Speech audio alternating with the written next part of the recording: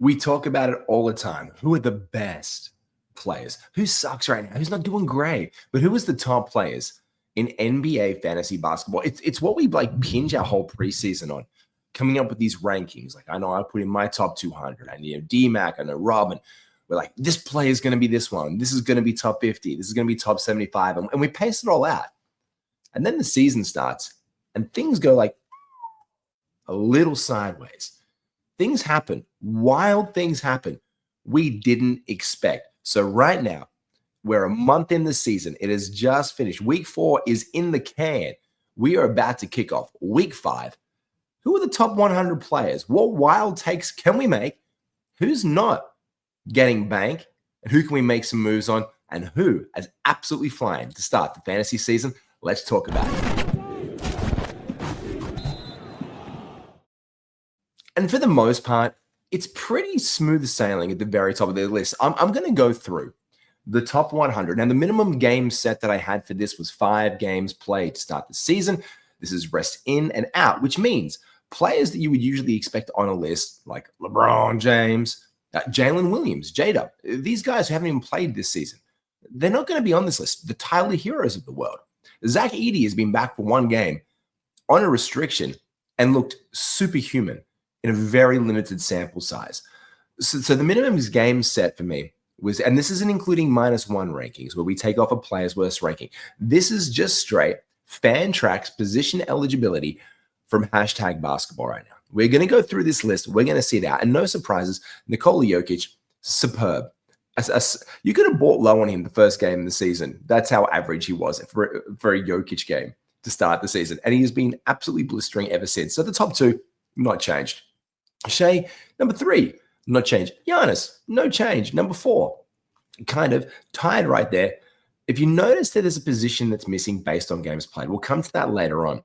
We've got Luka, but now we start to get it. I called it at the beginning of the season. People were like, I'm not sure he gets there. It was Tyrese Maxey. Now, the interesting thing to look at with these top 5 guys is the only person who is not plus in field goal percentage or free throw percentage, or both. The only person who's down on free throw percentage, as we know for the punt FT builds, is Giannis, 636 on the season. It's actually Luka.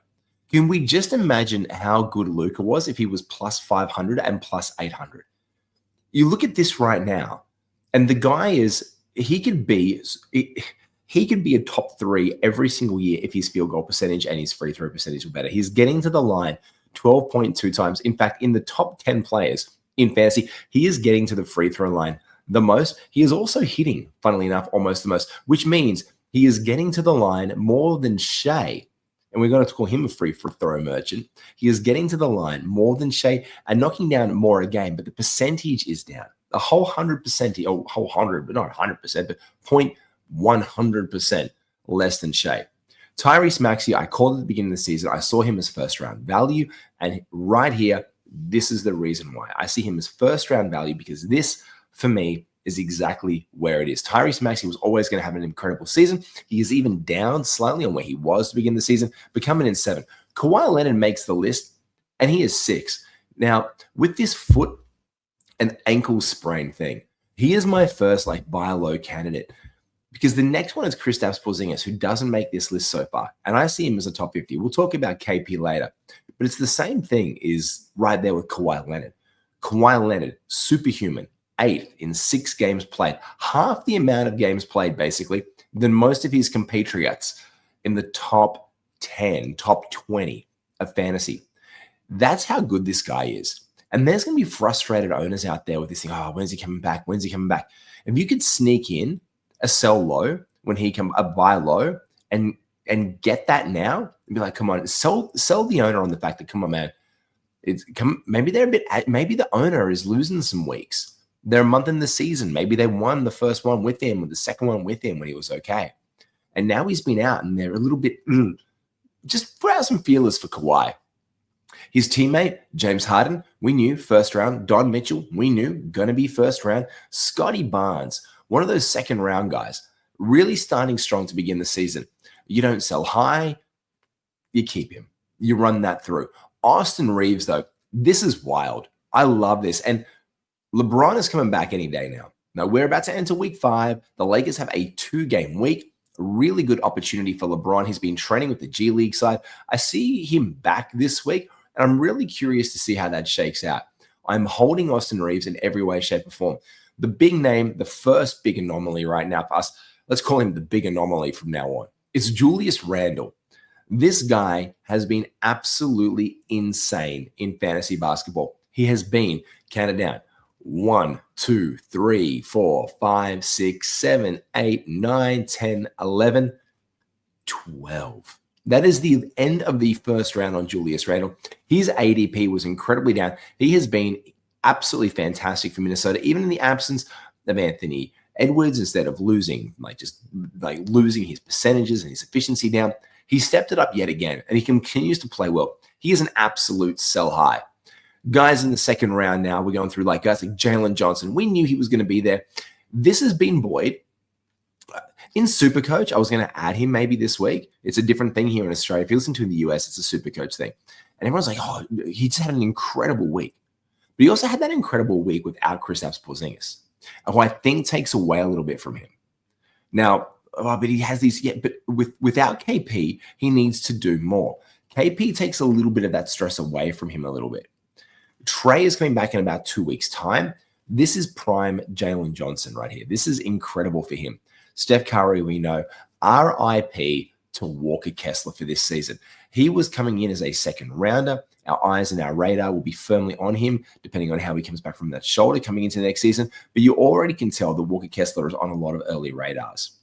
Larry Markkinen, another draft day steal. Now, I'm of the opinion that if you can sell high for a Devin Booker of the world, a first rounder like Cade Cunningham is doing really well around this zone. These are around the times I think we should be looking to get one of these guys into our rosters about here, because I think we can get a nice return. Before we jump back into the show, I want to give a big shout out to Fantasy RoundUp, one of the most elite resources and tools for fantasy managers who are trying to dominate this season and for years to come. You know how it is. You got your waiver wire priority, but you don't want to burn it on a player that might hit and might miss. So what you do is you set your alarm clock for 3 o'clock in the morning, and you wake up before your league mates to grab that player without having to burn your waiver priority. What if I told you there was a way to do that in an automated workflow so you can actually sleep through the night? Let's jump into Fantasy RoundUp and I'll show you how it works. So here we are on Fantasy RoundUp. I have it connected to my ESPN account. You can also connect it to your Yahoo. As you can see here, my team is totally stacked. I got Wemby, I got Amin Thompson. This is an 8-team league, so I got tons of great players. But let's say there's somebody on the waiver wire that I actually want to grab. I click auto waiver here. Once I click auto waiver, you'll see my roster, and I decide which players I would like to drop from my team. I have 2 Duns, guys who are done. I got Ryan Dunn, finished, and Chris Dunn, finished. And then you just click on the bottom here where it says select players to add. So here we are in the waiver wire free agent pool. There are a couple of players that I've been looking at, and I want to make sure I can secure them without burning my waiver priority. The first one is Matas Buzelis, who is available. And then we have Kevin Porter Jr. All I have to do now is schedule the swap. As you can see here, I have the swap scheduled for November 9th at 3 a.m. Now I just click review and confirm. I give it one last check, and after that, I click confirm swap. So no more waking up at 3 a.m. to go sneak and grab players off the waiver wire. You can let the system do it for you. And the great news, Fantasy RoundUp is offering a 7-day free trial. So you can try this out yourself. If you decide that you want to keep it long-term, it's only $6 a month. You'll find more info in the pinned comment and the description below. Or just visit fsroundup.com. Check it out and start your free trial today. Your future self and your fantasy record will thank you. Now let's get back to the show. So they have been absolute boons for their owners. Boons, not a word you hear often. Their owners. Larry Markin especially, absolutely sizzling, top 2 rounds on it. But here we start to get a little bit wacky. We know Karl Anthony Towns was going to drop off a little bit. That's fine. Norman Powell has continued to cook. Now with Tyler Hero returning possibly as of Sunday's game, Tyler said he's back in a week or two. We can expect Norm Powell to go down now. So it's a sell high opportunity on Powell. But what do you sell for? Well, you can sell for a top 40, top 50 player. Someone in this next range, not Cade, not Devin Booker, not Jalen Duren, who has been absolutely smashing it. You can't do Şengün at 24. You can't do Edwards. You can't do Chet Holmgren. But the Danny Advias of the world are probably out of your reach as well. And that's when we start into this third round of player. Mikal Bridges, cooking. Giddey, probably not. Durant, no. LaMelo Ball, no. Could you flip him for an Alex Sarr? Well, that's a possibility. Now, I say that very lightly because some of the hottest takes of this year have been Duren, absolute stud and breakout. Danny Advia continues to be the absolute craziest end of year guy from last year, picking up the form and running with it so far this year. Mikal Bridges has discovered his 3-and-D prototype from the Phoenix Suns prime meets Brooklyn Nets prime of him, and he is sizzling hot. Giddey, still doing well, 10 games in, his percentages could go up. Here's another one of these players, if you look down the columns here, that the percentages aren't there in both categories or in at least one. They're actually below average. If Giddey's efficiency picks up now that Kobe White's starting to return, that's going to even buoy his percentages even more and really shoot him into that second round of value overall. You take away his turnovers and he goes up in value. Kevin Durant, LaMelo Ball, fine. Sarr, cooking. Jamal Murray, insanely good. As advertised, in a third round pick, we were picking up in the fourth or the fifth round. Jimmy Butler, as I said, in drafts, it's Butler and Kawhi Leonard, two guys who I've already mentioned on this episode, who will absolutely return you higher than their ADP level. A sensation, Kalkbrenner. Ryan Kalkbrenner has been absolutely incredible. His field goal percentage is through the charts. Free throws, knocking them down. No, they're not getting to the line too much. Everything is there for this guy. Just down on points, and I think we could see a bit of a breakout and a revolution for him. Trey Murphy III. Now, this is a play that you could quite probably pick up for a Norman Powell trade right now. So a Trey Murphy is someone who's on that radar. Anthony Davis, only 5 games, 36. He's a slide in and try and get some action there. And Drew Holiday, 38th player. This is a guy you can absolutely get around right now and sell high because Scoot Henderson isn't too far away. Now, if you want to dominate your league, make sure you go to sportswizard.com. It is the ultimate fantasy sports edge. It is absolutely totally free to sign up. But if you want to unlock the real magic, unlock all of the league winning features, all you need to do is go to Sports Wizard, use promo code Robin, that's ROBBIN for 10% off and start winning today. That's Sport WZRD or WZRD, depending on where you're from in the world.com, and get amongst it. Now, these are what we start to get into some of these other guys here. The De'Aaron Foxes of the world, he's just made his way back. The Jalen Brunson's out injured right now for the New York Knicks. Dylan Brooks been shining on Phoenix, and he's come back in. Evan Mobley down to start the year. Derek White. Now, you can see here that Derek White's percentages, his field goal percentage has been absolutely atrocious to start the year. It is 356. It can be a heck of a lot better than this for Derek White. This is a guy who we know can play. This is a hooper. He is someone who we can slide in on and buy low on still, because the rest of it is absolutely fantastic. But people really get scared off with low field goal percentage. Keontae George, a breakout from him. Grayson Allen, insanely good. Now, this is where we start to get into the guys who we could use a Norman Powell type from.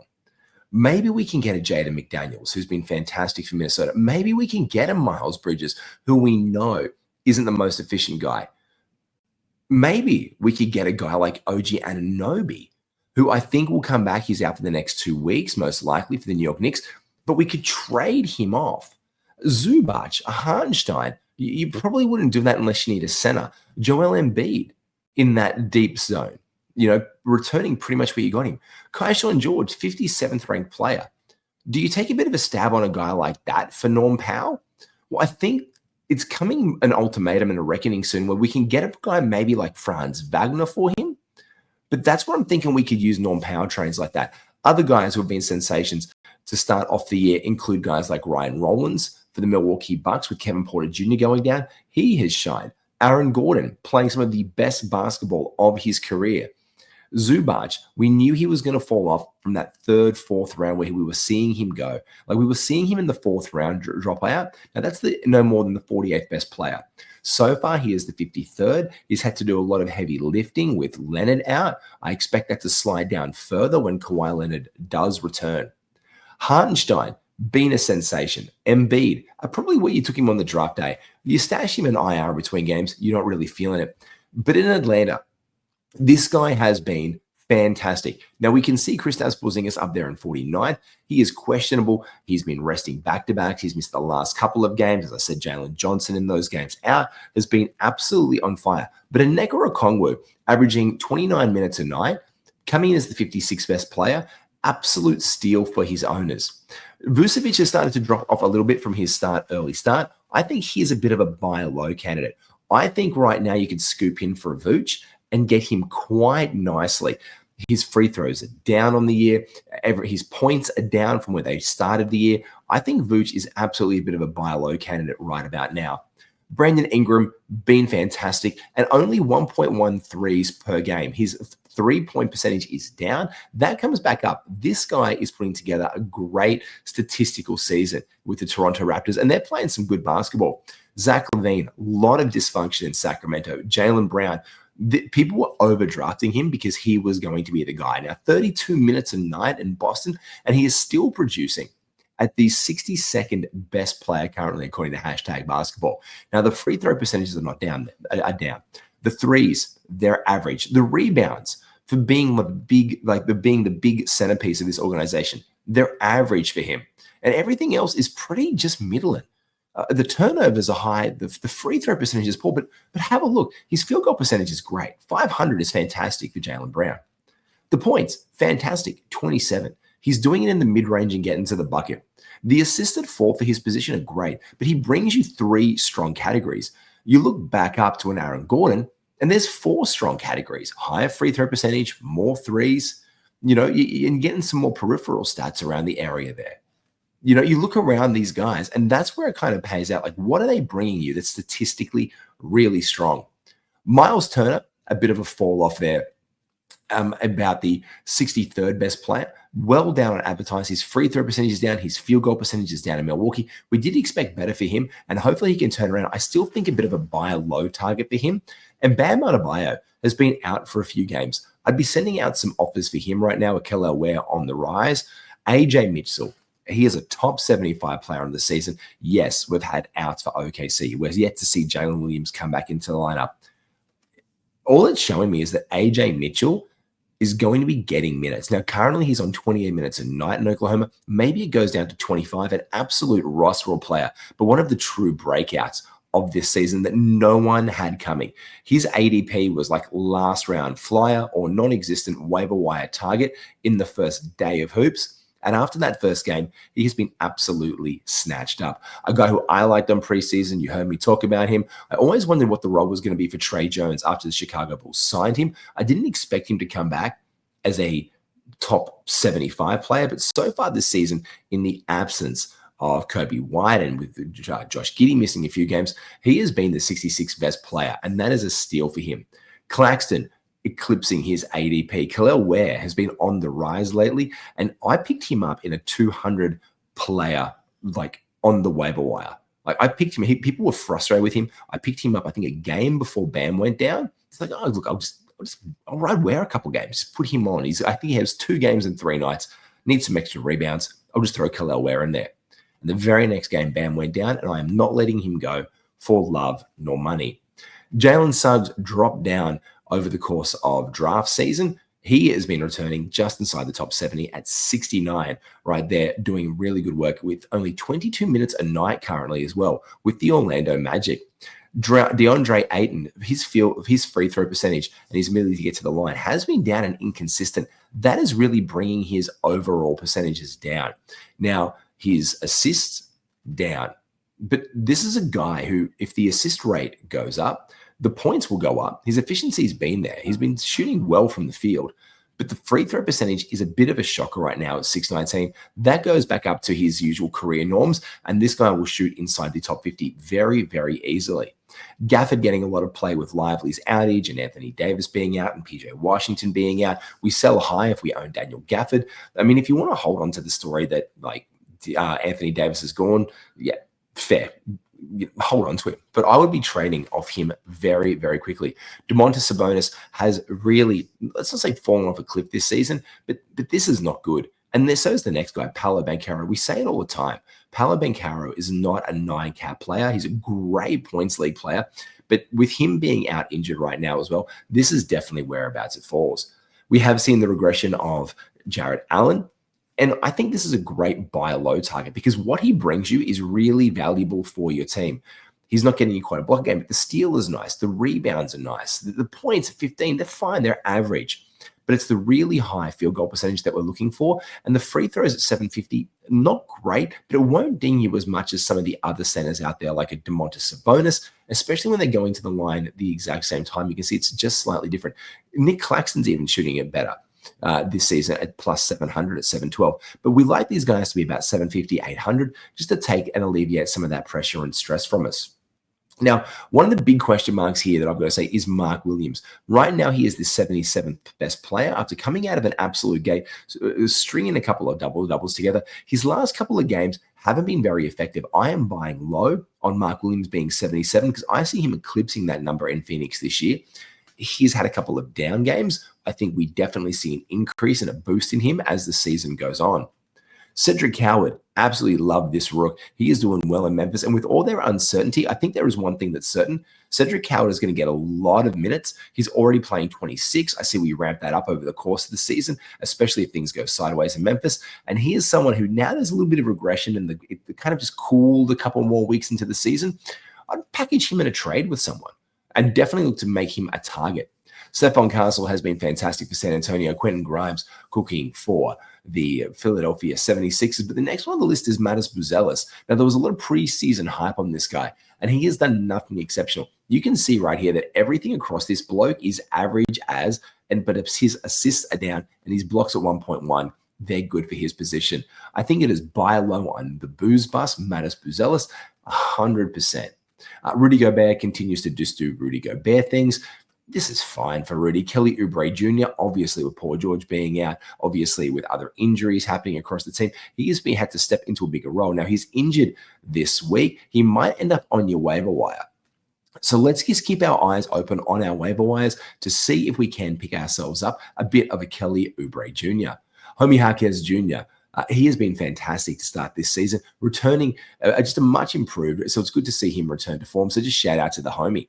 Nickeil Alexander-Walker has absolutely been thrust into the spotlight with the Atlanta Hawks, with Trae Young being out. Now, Trae Young is out for another 2 weeks, still giving some rise for him. So I am putting him in a package right now and selling about as high as you can with Nickeil Alexander-Walker because I think he's a nice complement piece. But he definitely does. He's rosterable in 12-teamers and maybe fringe 14s, not in 10s. But I'm definitely putting him with a piece.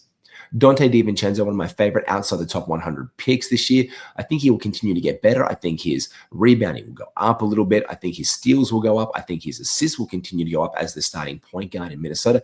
And I think his efficiency from the field goes up. We have seen some down games from him on volume. We've also seen some really high games from him. But I'm liking what I'm seeing there. I think there's a role absolutely cemented for him. The next bloke is about as average as they come at 87. It's Kevin Huerter in Chicago. And I mean as average as they come because he gets 1 block a game. It's the only good thing. He's average for the year. Everything else, average. Field goal percentage, average. Free throw percentage, average. 1.43s, average. Points, average. Everything is average. I mean, look across the bloke's stat line. And he is absolutely average across the block. But average can be sexy. Not stuffing you up or hurting. It doesn't hurt you in any areas. Take a look. Take a look at every single player in this, apart from Jokic up the top. The turnovers, they hurt. They hurt. The only other player here that doesn't hurt me is pretty much Shea. Like, we're talking Shea type stuff here. We're talking like Kawhi Leonard type stuff here. Players who actually don't hurt you anywhere. Kevin Huerter won't hurt you. in almost any area. He's just a completely average Kevin Herter. And I love that for big Kevin Herter. This is the next one, though. 88 pick overall for the top 100. It's Cooper Flagg. Draft day disappointment for so many people. I don't want to go into it. It's just disappointing that people are like, they're like, oh, why did I get Cooper Flagg in the 3rd or 4th round? Like, they jumped the gun so much. Like, the hype for him was real. He had a dud first game in Summer League, a great second game. Everyone was hype. He's going to come out of the block. But without AD there, without Kyrie, this guy's had to carry an absolute load, shoulder an organization, and it's not coming across yet. I think it's buy low on Cooper Flagg. I've said it from day one. It's buy low. Someone's going to be frustrated with this guy. I think you could definitely get something back for him right now. So I would be putting out there feelers for him. Now, Donovan Clingan at 89. I think he is a buy low candidate because I think he can get better as the season goes on. He's had a couple of blistering games, but I do think that we could probably make a move on him for quite an average return. Con Knipple is only the 90th best player. We know that he has had some outstanding games. He's had those outstanding games because Brandon Miller is out. LaMelo Ball has been out. Colin Sexton has been moved and his minutes gone down from early flying. Conker Nipple could probably end up on the waiver wire in the next 2 or 3 weeks. Because when Brandon Miller comes back and he gets the minutes after he's integrated in for the, he's going to start off at 20 minutes, he's going to ramp up to 25, and then the minutes limit restriction goes off. I see it immediately impacting Conker Nipple. And when that happens, and if they win a couple of games, I just see his minutes drop, and I see his owners getting very shaky, and I see him potentially ending up on the waiver wire. Don't try and rush right now to add him because he's hot and people are talking about how great the nip is. Don't go and do that. I love the nip too. Who doesn't love a bit of a nip slip? But the nip will slip back potentially onto your waiver wire when Brandon Miller comes back. So just keep your eyes ready for that. Just watch them Charlotte box scores, man. Just watch them Charlotte box scores. And when it happens, just swoop in there and pick him up. Emmanuel quickly has had a bit of a surge as of late. He started off slowly. He is on the rise. We do love that for him. A big faller from draft day is Jaren Jackson Jr. It's the 92nd best player overall. People were drafted him in the 2nd round in many situations. I don't think he went outside the 3rd across any league. He has not returned, and he is an absolute buy low target. Reed Shepherd, about where we expected him, but the other big one, the big faller in similar JJJ territory, has been Dyson Daniels and Amen Thompson. These two guys, like those three, all being in the 90s, seems absolutely wild right now. Like these are guys who are going in the 2nd or 3rd round almost in every single draft, whether it was an expert draft, whether it was an analyst draft, whether it was like your home draft with your cousins, uncles. I don't care whose draft this was. These guys were going high. And right now, that just screams for me, buy low opportunity. I was in a league today where they tried to ship off. The trade went through. It was Amen Thompson and someone else for I can't remember, but I was shaking my head at it going, I wanted to veto. I don't believe in veto. I wanted to push the veto button, and it was horrible. But Amen Thompson is just slid well down. I didn't think he would be a 2nd or 3rd rounder just because of the amount of mouths to feed in Houston. And so far, I've been right. Now, he could go on a run, but I think he's better than the 95th player. Jalen Tyson has been a revelation, missed the last few games, returning hopefully this week with Cleveland, but an absolute waiver wire darling. Jabari Smith Jr., he has been excellent to start the season. Another buy low guy in Pascal Siakam and Andrew Nemhard. Now, other guys who are just outside the top 100 right now who you could look to buy low on or who just haven't been returning those draft day things in the early days of the season, and guys like Ja Morant with all the dysfunction. We've got guys like DeMar DeRozan. We've got VJ Edgecombe has now slipped out so it's past the 110. So definitely a buy low opportunity on him. But again, this is what we expect for rookies. People might get frustrated and drop him. Zion Williamson is out there. Asar Thompson has dropped out here. Peyton Pritchard is well and truly down. Starting to put a couple of better games together, so look for that to turn around. I think the buy low window on Pritchard is closing very, very soon. But those are some of the biggest surprises from the top 100. There are other guys who've fallen out here who you can make a look to. We've got guys like Luke Cornett on our waiver wire. I think there's potential for him to get better. Desmond Bane at 129 right now. He has been a buy low, but starting to string it together. So that window is starting to absolutely slam shut. Guys like Jordan Poole, he's been out injured and wasn't playing well. We could probably put a low ball offer and get something back for him. Jeremiah Fears, I've been high on him since the preseason. I love that. And the other guys that I want to shout out just outside the top 150 are all the way down here at 144, 143, and 144 respectively. Timoni Kamara has been well underperforming. Now, I did a trade with Jakob Poeltl for him with DMAC because I needed a small forward, power forward, and I had loaded centers. We did it live on the air on one of our shows, and I think he got the better part of the deal, but I just didn't need another center. So I got rid of Poeltl because I needed this. Tobias Harris. He has been out for a few games. Will be out for the next 2 or 3, and his field goal percentage has plummeted down after shooting red hot. He will be better than this. So I think it's definitely there. And big shout out to one guy who was just outside of the top 150 in his 5 games that have played. An absolutely woeful field goal percentage to start the season. It is one Mr. Trae Young, the 152nd best player, still out for the next 2 weeks. Trae will be much better than this. He will go back over 400. He will knock in those threes because they haven't been going, and the rebounds will come back. The steals will be there.